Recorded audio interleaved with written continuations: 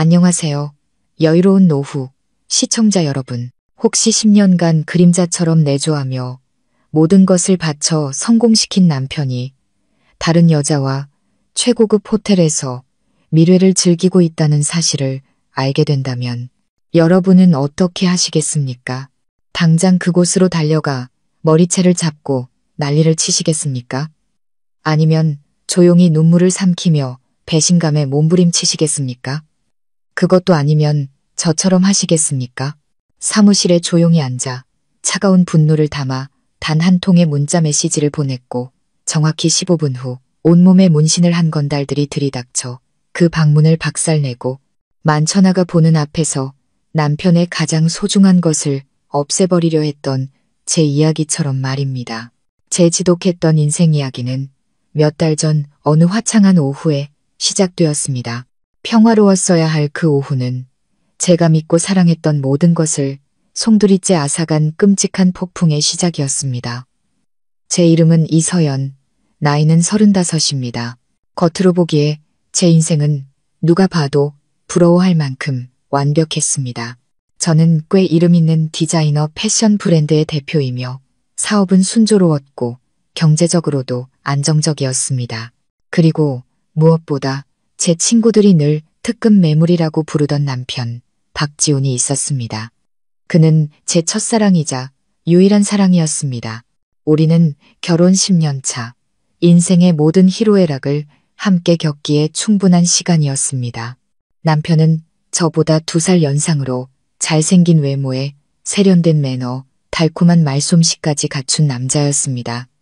결혼 초 그는 평범한 영업사원에 불과했습니다.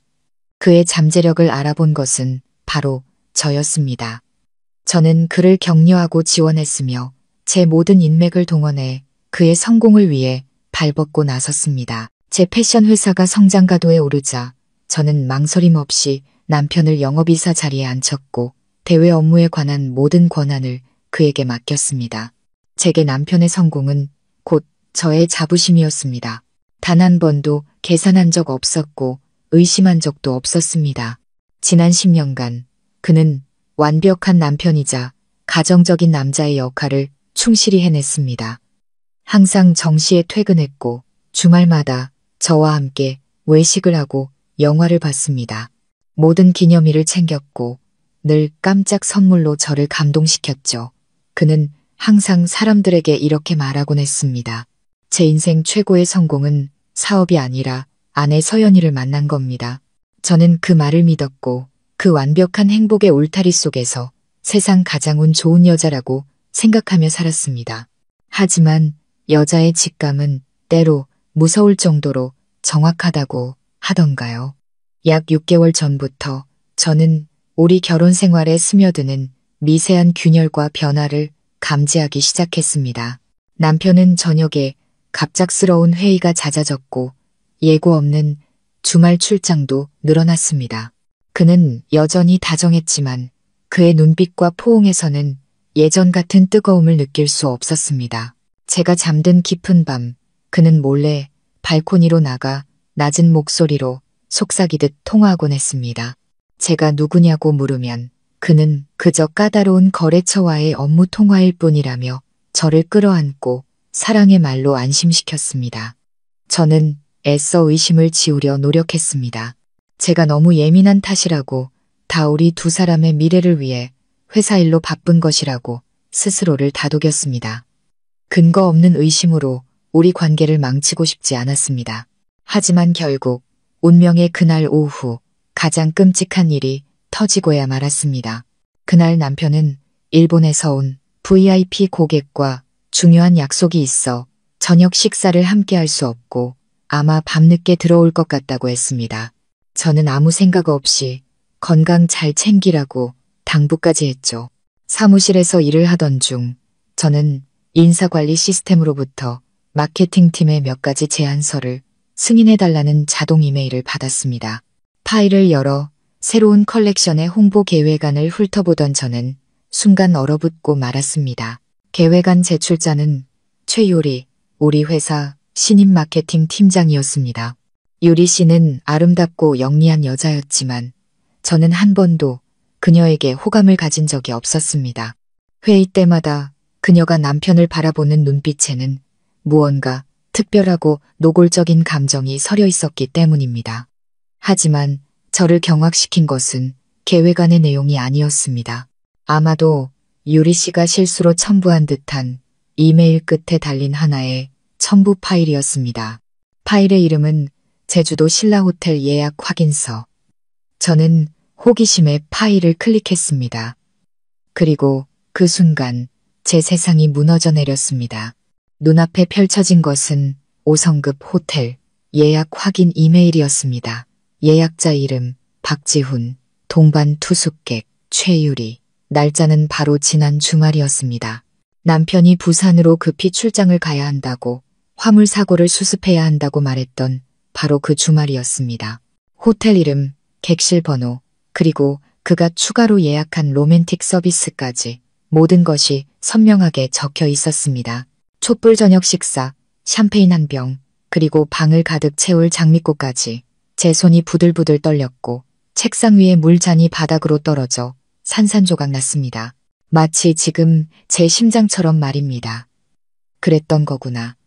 갑작스러운 출장, 까다로운 거래처, 그 모든 것이 뻔뻔한 거짓말이었습니다. 그는 내가 힘들게 번 바로 그 돈으로 자신의 불륜녀와 호화로운 휴가를 즐기고 있었던 겁니다. 배신감과 분노가 가슴 속에서 들끓어 숨을 쉴 수 없었습니다. 소리를 지르고 모든 것을 부숴버리고 당장 그의 사무실로 달려가 그 위선적인 가면을 벗겨버리고 싶었습니다. 하지만 아니, 10년간 비즈니스 세계에서 구르며 배운 것이 있다면 혼란스러울수록 냉정해야 한다는 것이었습니다.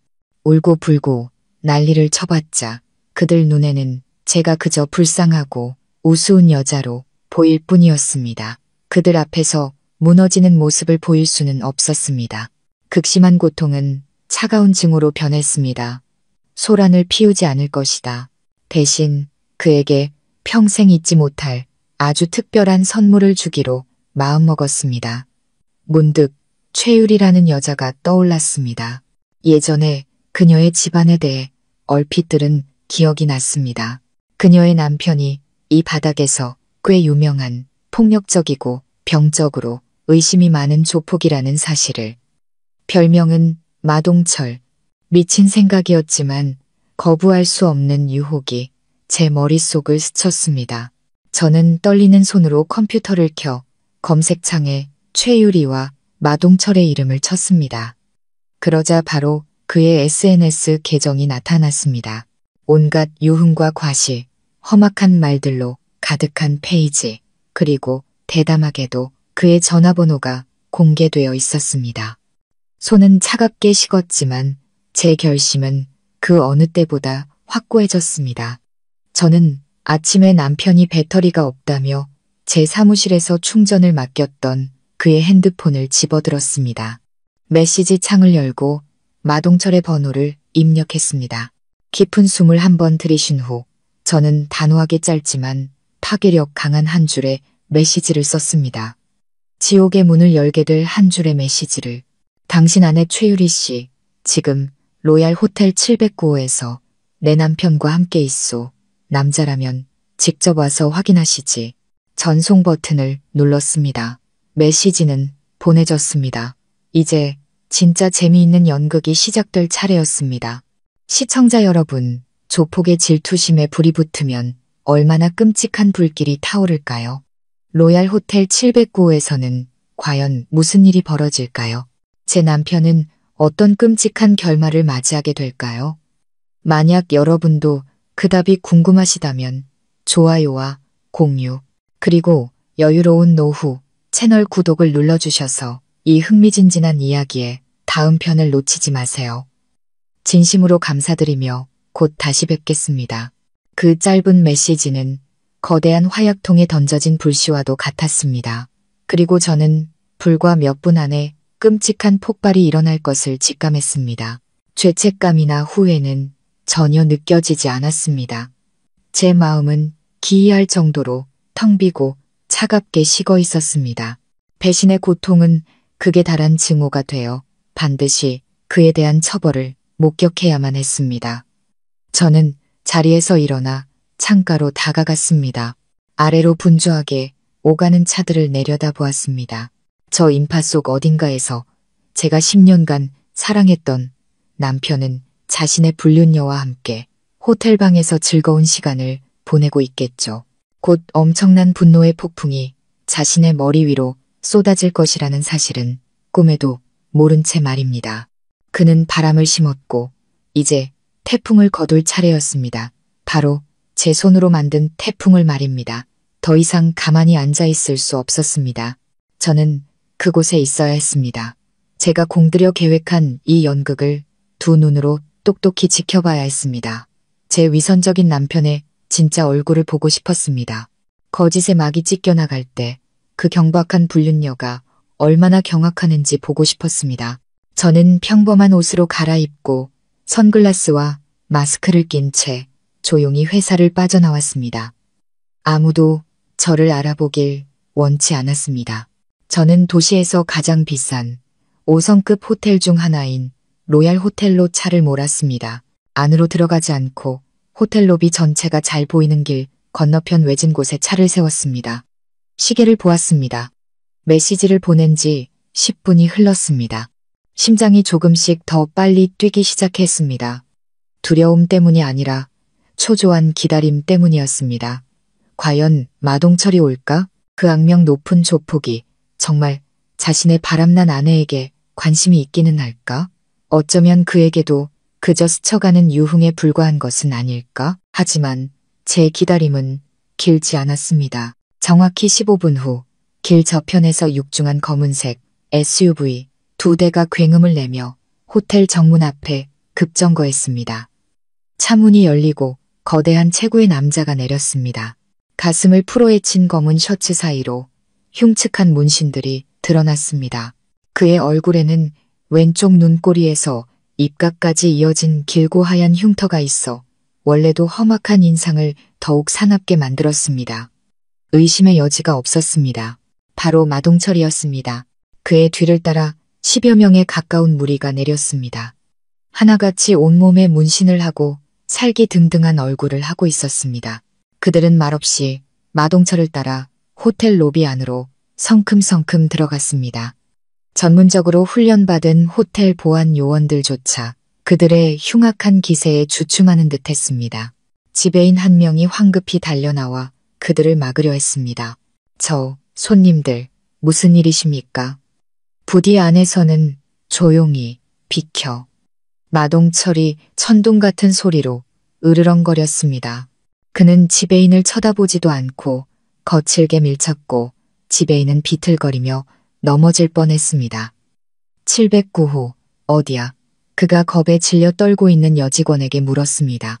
그녀는 더듬거리며 엘리베이터 쪽을 가리켰습니다. 그들은 기다릴 것도 없이 한 엘리베이터로 오르르 몰려 들어갔고 과적 경고음이 시끄럽게 울렸지만 아랑곳하지 않았습니다. 엘리베이터 문이 닫히자 로비는 아수라장이 되었습니다. 몇몇 외국인 손님들은 경악했고 직원들은 당황하며 상사에게 보고하기 위해 전화를 돌렸습니다. 저는 차 안에서 핸들을 꽉 쥔 채 앉아 있었습니다. 손에는 땀이 흥건했습니다.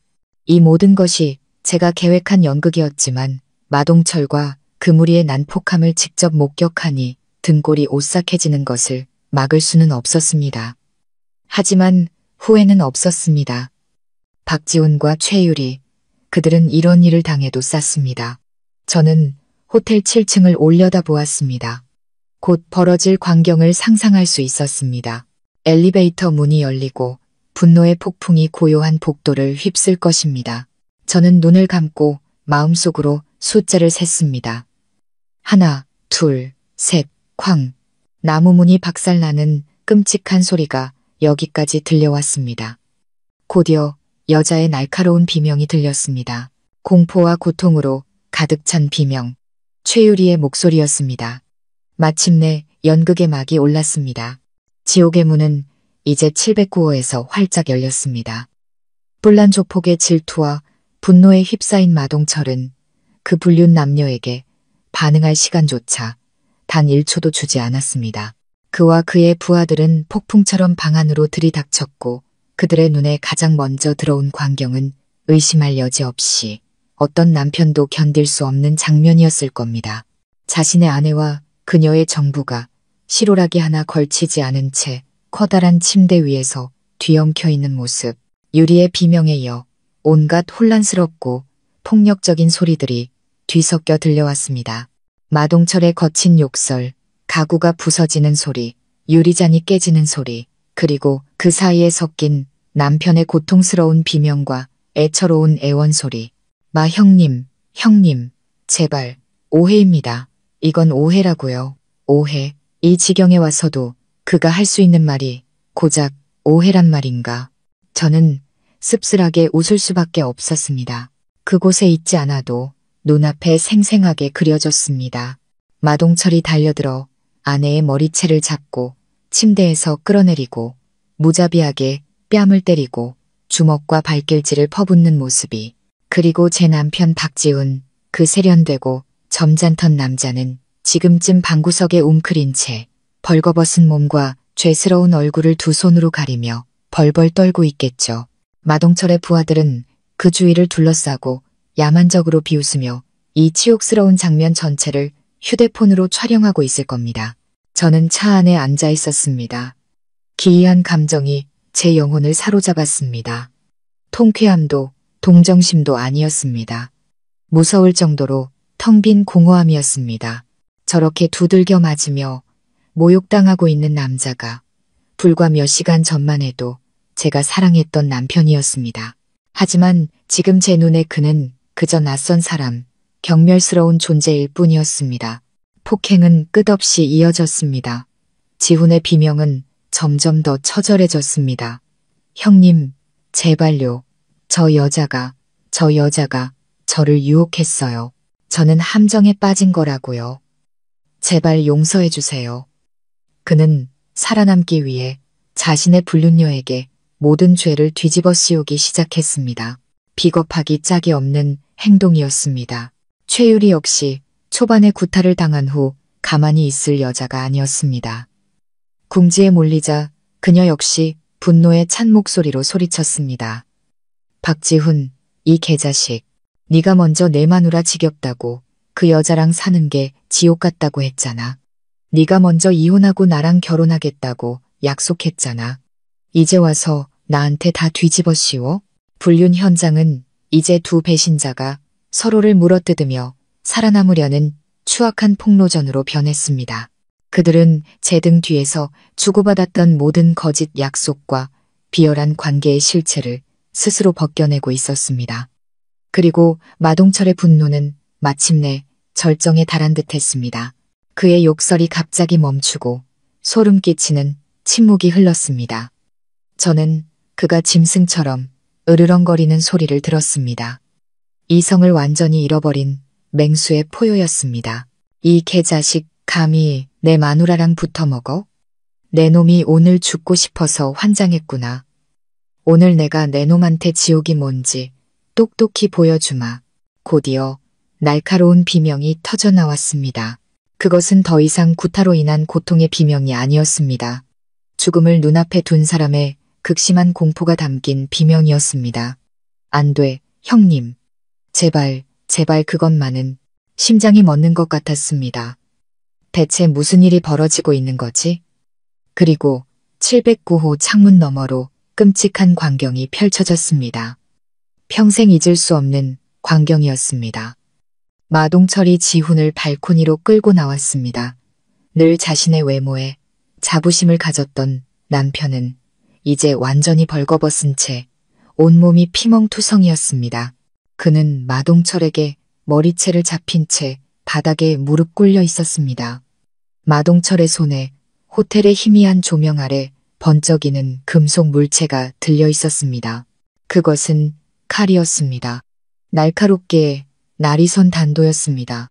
내 놈이 이걸로 내 마누라랑 놀아났지. 마동철이 으르렁거렸습니다.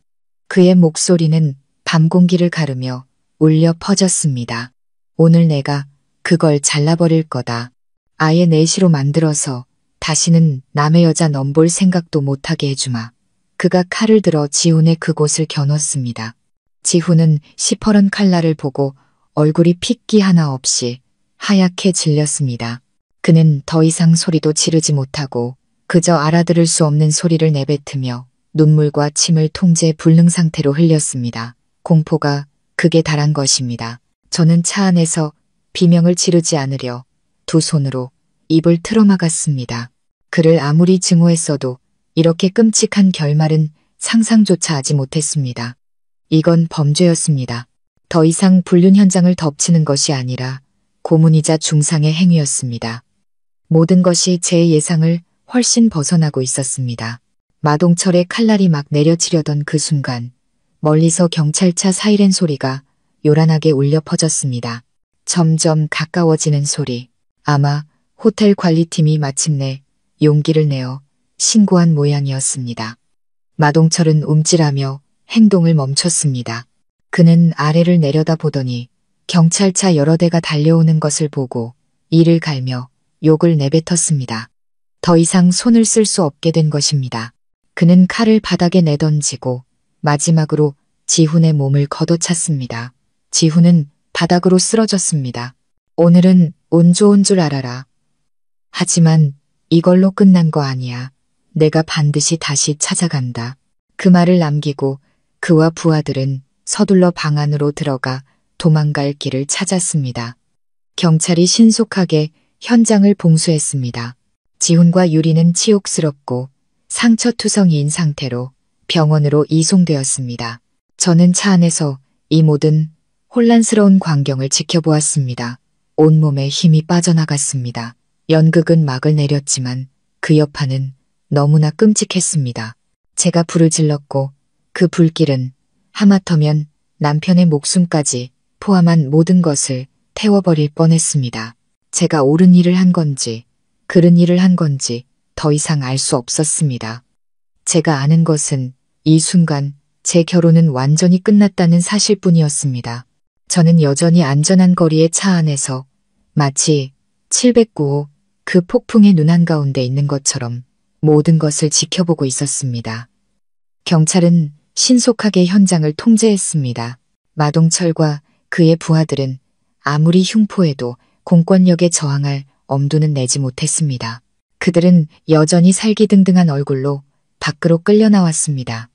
마동철은 발코니 바닥에 웅크리고 있는 지훈을 지나치다가 잠시 멈춰 그의 귓가에 무언가 속삭였습니다.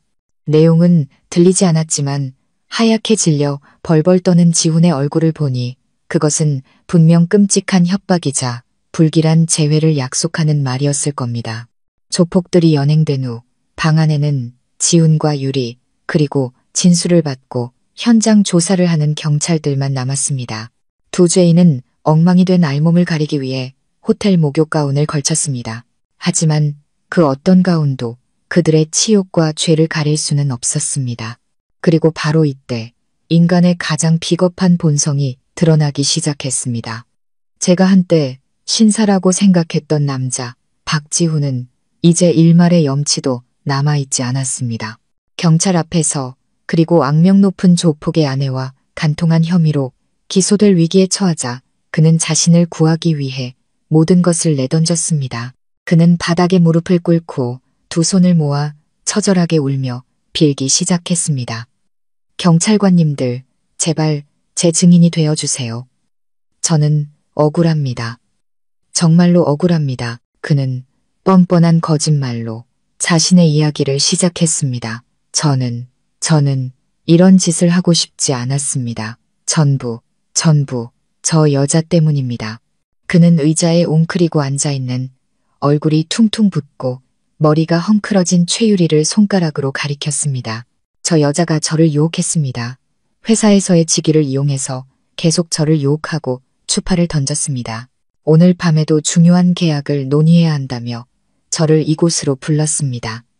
저는 정말 업무 때문인 줄 알았습니다. 그런데 저 여자가 제게 술을 먹여 취하게 한 뒤 이 방으로 끌고 들어왔습니다.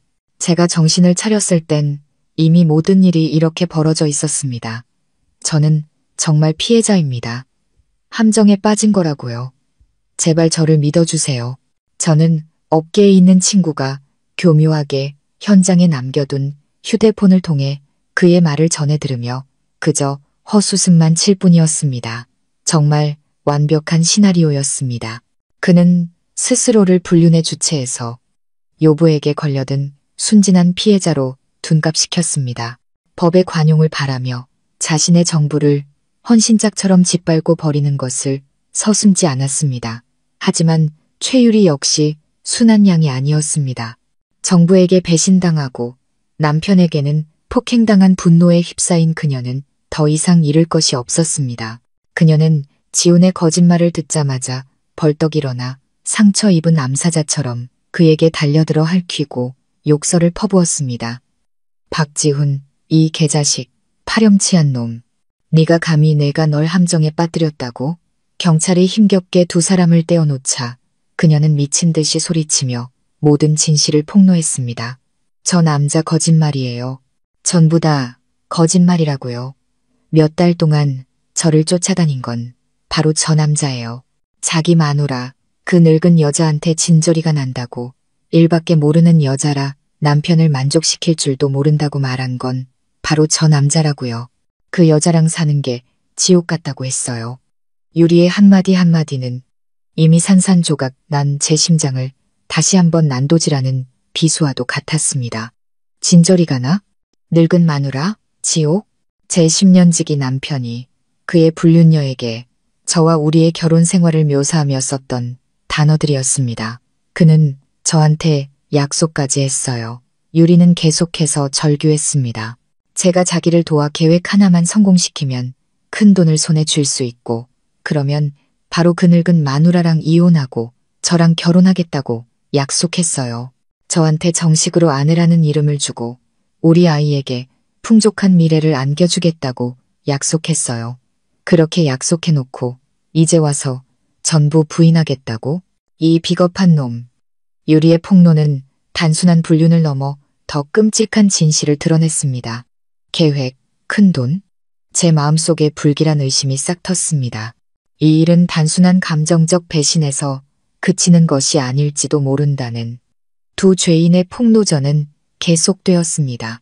지훈은 끝까지 억울하다며 유리가 자신을 모함하기 위해 거짓말을 하고 있다고 주장했습니다. 유리는 지훈이 보낸 달콤한 메시지들과 약속들을 증거로 계속해서 들이밀었습니다. 몇 시간 전만 해도 은밀한 사랑의 낙원이었던 고급 호텔 방은 이제 두 배신자가 서로의 추악한 가면을 벗겨내는 아수라장, 그 이상도 이하도 아니었습니다.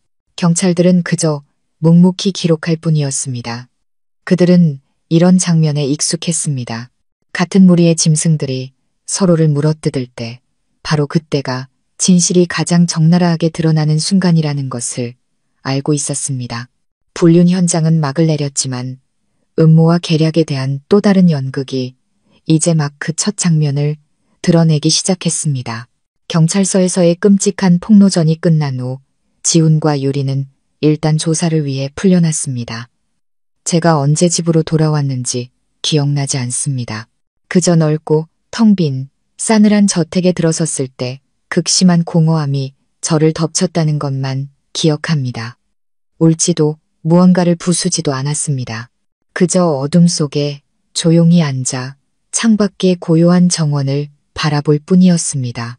모든 것이 여전히 아름다웠지만 제 세상은 완전히 무너져 내렸습니다.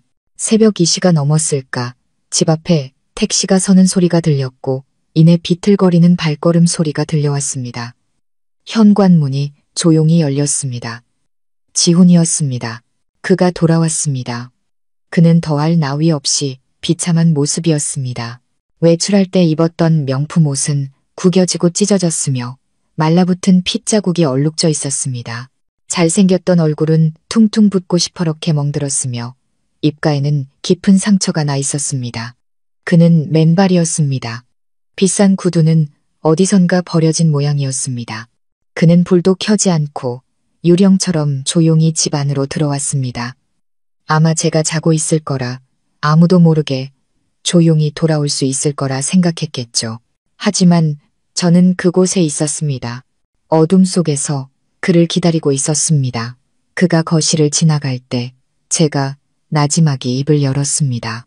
제 목소리는 고요한 공간 속에서 차갑고 낯설게 울려 퍼졌습니다. 돌아왔어. 지호는 화들짝 놀라며 온몸을 떨었습니다. 그는 소파에 앉아있는 제 그림자를 보고 귀신이라도 본 듯 경악했습니다. 서연아, 아직 안 자고 있었어? 그는 더듬거리며 말했습니다. 목소리는 쉬어 있었고 떨리고 있었습니다. 저는 그의 질문에 대답하지 않았습니다. 그저 옆에 있는 작은 스탠드 조명을 켰습니다. 노란 불빛이 그의 비참한 몰골을 선명하게 비췄습니다. 멍자국, 긁힌 상처, 그리고 그의 눈에 가득한 숨길 수 없는 치욕과 공포까지. 이리 와. 저는 아무런 감정 없이 명령했습니다. 지우는 잠시 머뭇거리더니 마치 재판정에 서는 죄인처럼 비틀거리며 다가왔습니다. 제게서 몇 걸음 떨어진 곳에서 그는 갑자기 무릎을 꿇었습니다. 그의 두 무릎이 대리석 바닥에 부딪히며 둔탁한 소리를 냈습니다. 그는 감히 고개를 들어 저를 쳐다보지 못하고 그저 바닥에 얼굴을 파묻은 채 어깨를 들썩였습니다. 그리고 그는 울기 시작했습니다. 모든 것을 잃은 남자의 처절한 통곡이었습니다. 서연아, 내가 잘못했어. 정말 잘못했어. 제발 이번 한 번만 용서해줘. 제발. 그는 울면서 무릎으로 기어와 제 다리를 붙잡으려 했습니다. 저는 역겨운 마음에 다리를 뺐고 그는 중심을 잃고 바닥에 넘어졌습니다. 내 몸에 손대지 마. 저는 싸늘하게 말했습니다. 그는 더 이상 다가오지 못하고 그 자리에 무릎 꿇은 채 눈물의 연기를 계속했습니다. 그는 경찰에게 했던 것과 똑같은 미리 준비된 이야기를 늘어놓기 시작했습니다. 또다시 저를 속이려 드는 것이었습니다. 나는 정말 그 여우 같은 년한테 걸려든 거야. 서연아, 그 여자가 날 유혹했어. 내가 술에 취한 틈을 이용한 거야. 맹세할게. 정말 한순간의 실수였어. 널 배신할 생각은 눈꼽만큼도 없었어. 내 마음속에는 항상 너 하나뿐이야. 그는 마치 자신이 이 이야기의 가장 불쌍한 피해자인 양 비통하고 절절한 목소리로 말했습니다. 그는 제가 아직 가지고 있을 거라 믿는 사랑과 관용에 호소하려 했습니다. 하지만 그는 틀렸습니다. 그와 그의 불륜녀에게 산산조각 난 제 심장에는 더 이상 한 줌의 온기도 남아있지 않았습니다. 저는 그저 아무 말 없이 아무런 표정 없이 듣고만 있었습니다. 제 침묵이 그를 더욱 불안하게 만든 듯 했습니다. 그는 다른 방법을 쓰기 시작했습니다. 넌 모를 거야. 그 여자 남편, 그놈은 진짜 악마야. 그놈이 날 때리고 잔인하게 고문했어.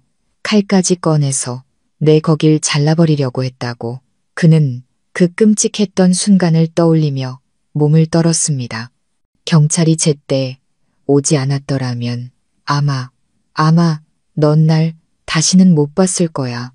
나 정말 죽을 뻔했어. 서연아, 한순간의 실수에 비해 너무나 큰 대가를 치렀어. 제발 날 더 이상 벌하지 말아줘. 나 너무 무서워. 그놈이 날 가만두지 않겠다고 협박까지 했단 말이야. 지금 날 구해줄 수 있는 사람은 너밖에 없어. 그는 고개를 들어 저를 바라보았습니다.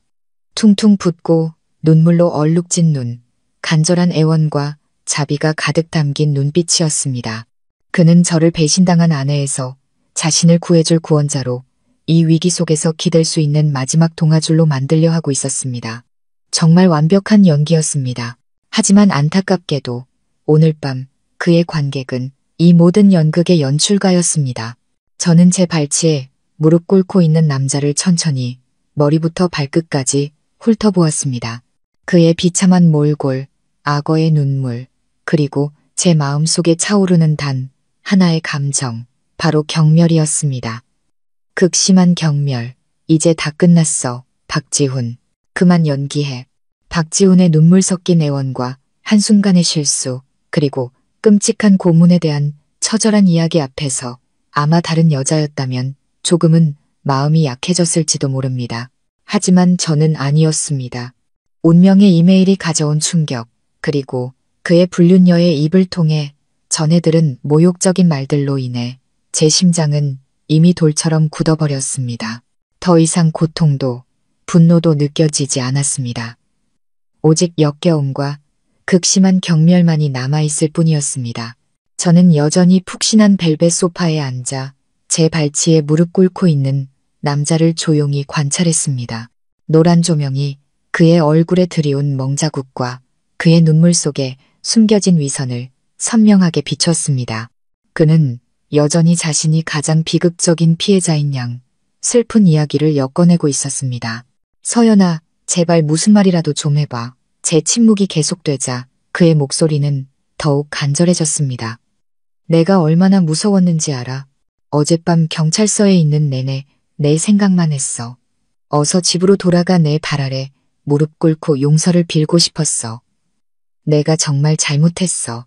정말이야. 그냥 한순간의 실수였다고. 남자가 살다 보면 그럴 수도 있는 거잖아. 제발 마지막 기회를 줘. 응, 마지막 기회? 저는 입꼬리를 살짝 올렸습니다. 폭풍이 몰아친 후 처음으로 차갑고 비웃음 가득한 미소가 제 입가에 번졌습니다. 연기 다 끝났어, 박지훈. 제 질문은 나지막했지만 그의 감동적인 연극의 절정을 향해 찬물을 끼얹는 것과 같았습니다. 지훈은 말을 멈추고 굳어버렸습니다. 흐느낌도 멎었습니다. 그는 당황과 공포가 뒤섞인 눈으로 저를 쳐다보았습니다. 무슨 소리야? 연기 다 끝났냐고 물었잖아. 제 목소리에는 온기라고는 찾아볼 수 없었습니다. 오직 낯섦과 냉기뿐이었습니다. 후회하는 남편, 불쌍한 피해자, 연기, 아주 훌륭하고 감동적이었어. 하지만 안타깝게도 오늘 밤 내 관객은 그렇게 쉽게 속아 넘어가는 사람이 아니거든. 저는 천천히 일어나 방구석에 있는 책상으로 걸어갔습니다. 그와 단 1초도 더 가까이 있고 싶지 않았습니다. 저는 책상 스탠드를 켰습니다. 차가운 백색 광이 방 전체를 비추며 아까의 희미한 노란 불빛을 몰아냈습니다. 이제 모든 것을 분명하고 공정하게 밝혀야 할 시간이었습니다. 한순간의 실수였다고? 저는 그를 돌아보며 비꼬는 투로 말했습니다. 그 여자한테 유혹당했다고? 딱 한 번 마음이 흔들렸을 뿐이라고. 맞아, 정말이야, 서연아. 지훈은 황급히 고개를 끄덕이며 자신의 거짓말에 매달렸습니다. 그래? 저는 미소 지었습니다. 그럼 이것들은 뭔데? 나한테 설명 좀 해줄 수 있어. 저는 책상 서랍을 열어 그 폭풍 같던 오후 내내 조용히 모으고 출력해둔 두꺼운 서류 뭉치를 꺼냈습니다. 저는 그 서류 뭉치를 지훈의 바로 앞 테이블 위로 3개 던졌습니다. 하얀 종이들이 짙은 색 나무 테이블 위로 흩뿌려졌습니다. 저는 첫 번째 종이를 가리켰습니다. 제주도 호텔 예약 확인 이메일이야. 당신이 말한 부산 긴급 출장이 바로 이거였어. 당신 마케팅 팀장이랑 촛불 저녁 식사에 샴페인, 장미꽃까지 곁들인 출장 말이야. 이게 당신이 말하는 한순간의 실수야, 박지훈. 지훈은 그 이메일을 보고 얼굴이 종이처럼 하얗게 질렸습니다. 그는 더듬거렸습니다. 이걸 어떻게, 네가 왜, 내가 어떻게 가졌는지는 중요하지 않아. 저는 그에게 변명할 기회를 주지 않았습니다. 저는 다음 장을 넘겼습니다. 그럼 이건 지난 6개월간 당신 신용카드 내역서야. 이 명품 가방, 이 비싼 시계, 이 리조트 여행. 전부 당신이 거래처 접대, 지방 출장 간다고 했던 날 결제됐네. 대체 어떤 거래처를 접대했길래 이렇게 통이 커. 혹시 그 거래처 이름도 최유리야. 증거는 하나씩 그의 거짓말을 향한 망치질처럼 쏟아졌습니다. 지우는 더 이상 무릎을 꿇고 있지도 못한 채 바닥에 주저앉았습니다. 그는 서류들을 멍하니 바라보며 온몸을 떨었습니다. 그리고 이것도 저는 사진 뭉치를 들어 올렸습니다. 회사, 주차장, 고급 레스토랑의 CCTV에서 추출한 사진들이었습니다. 엘리베이터 안에서 그와 그녀가 몰래 손을 잡는 모습. 퇴근 후 그가 그녀를 데려다주는 모습. 두 사람이 다정하게 저녁 식사를 하는 모습. 이런 일은 한두 번이 아니었습니다. 지난 몇 달간 수십 번이나 반복되었습니다. 이걸 한 번 마음이 흔들렸다고 말할 수 있어? 아니, 박지훈. 이건 한순간의 실수가 아니야. 이건 철저히 계획된 배신이고 아주 치밀하게 은폐된 기만 행위야. 제가 억눌러왔던 분노가 마침내 폭발했습니다. 더 이상 평정심을 유지할 수 없었습니다. 당신 알아? 내가 새로운 컬렉션 때문에 밤을 새우고 이 회사 전체를 내 어깨에 짊어지고 있을 때 당신은 어디 있었어? 당신 정부를 껴안고 있었지. 내가 당신 건강 걱정하면서 접대 자리에서 술 많이 마시지 말라고 당부할 때 당신은 뭘 하고 있었어? 내 피땀 흘려번 돈으로 그 여자한테 조공을 바치고 있었잖아. 당신, 인간이긴 해. 지우는 두 손으로 머리를 감싼 채 고개를 숙였습니다. 더 이상 아무 말도 하지 못했습니다. 그의 모든 거짓말과 연기는 반박할 수 없는 증거들 앞에서 무의미해졌습니다. 저는 깊은 숨을 한 번 들이쉬며 다시 평정을 찾으려 노력했습니다. 소리쳐봤자 아무것도 해결되지 않는다는 것을 알았습니다. 이미 너무 깊어진 균열은 절대로 다시 메울 수 없었습니다. 박지훈. 제 목소리는 다시 차갑고 단호해졌습니다. 10년. 내 10년의 청춘과 사랑, 그리고 신뢰를 당신은 고작 육체적 쾌락과 맞바꿔 버렸어. 나는 온 세상이 당신에게